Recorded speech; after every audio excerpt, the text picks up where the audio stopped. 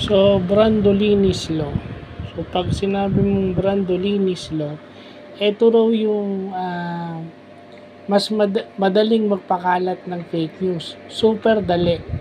O walang kahirap-hirap magpakalat ng fake news.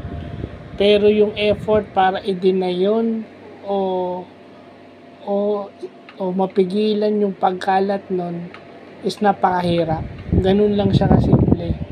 It takes twice or thrice the effort to refute or deny or even take down the misinformation na kumakalat sa internet. So, ito social media or internet vlog natin.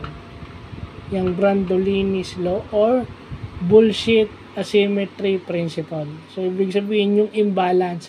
Napakadaling magpakalat ng fake news. Pero yung resibo na magde-deny o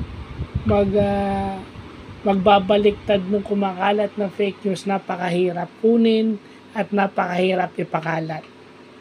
At napakahirap isiksik sa isip ng mga tao na fake news yon kasi minsan naniniwala na sila dun sa fake news na kumakalat. So, hindi lang to social media, hindi lang to internet vlog. Pwede natin ilagay mainstream media vlog kasi sa print, sa TV, sa radio, may mga kumakalat din na fake news. Hindi lang online yan, kahit dati. Pero syempre, nung na-coin ito, uso na yung online. Na-coin lang to ni Brandolini, yung Italian programmer daw. Na-coin lang ito 12 years ago, back in 2013. So, yun lang po.